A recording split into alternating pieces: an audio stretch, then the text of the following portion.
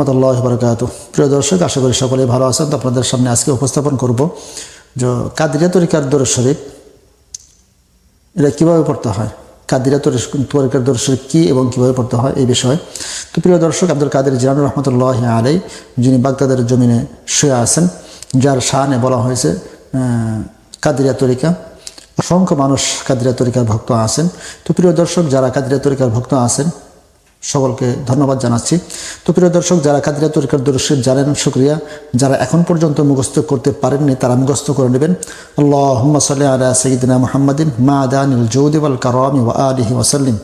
আল্লাহুম্মা সাল্লি আলা সাইয়্যিদিনা মুহাম্মাদিন মা'দানিল জুদি ওয়াল কারামি ওয়া আলিহি ওয়া সাল্লিম। তো প্রিয় দর্শক, দরুদ শরীফ কী করে পড়বেন?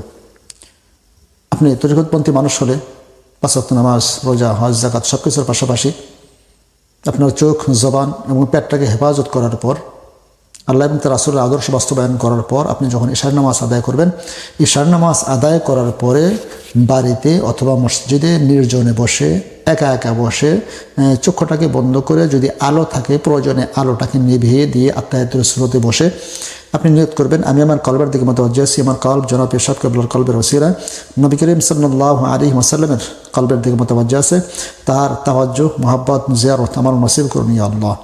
অতঃপর দরুদ শরীফটা আপনি প্রতিনিয়ত 500 বার অথবা 1000 বার প্রতিনিয়ত যদি পড়তে পারেন, এক সময় দেখা যাবে যে আপনার রাসূল পাক সাল্লাল্লাহু আলাইহি ওয়াসাল্লামের দিদার নসিব হয়ে যাবে, আপনি জান্নাতি মানুষ হতে পারবেন।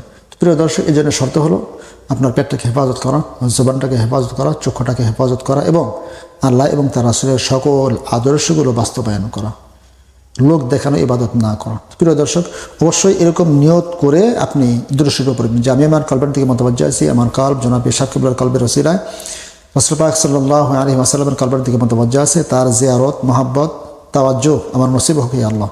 নিয়ত করে আত্মায়াতুল সুরতে বসে এক হাতের আঙ্গুল আর এক হাতের ভিতরে সুন্দর করে ঢুকিয়ে দিয়ে শক্ত করে ধরে চোখটাকে বন্ধ করে রাসূল পাক সাল্লাল্লাহু আলাইহি ওয়াসাল্লামের রওজাকে সামনে নিয়ে তার রওজার দিকে মুতাওয়াজ্জিহ হয়ে আপনি দরুদ শরীফে বেশি বেশি পড়বেন। এটা কাদরিয়া তরিকার দরুদ শরীফ। আব্দুল কাদের জিলানী রাহমাতুল্লাহি আলাইহি, যিনি অধিক পরিমাণে এই দরুদ শরীফে পড়তেন, সেটা হলো আল্লাহুম্মা সাল্লি আলা সাইয়্যিদিনা মুহাম্মাদিন মা'দানিল জুদি ওয়াল কারামি ওয়া আলিহি ওয়া সাল্লিম।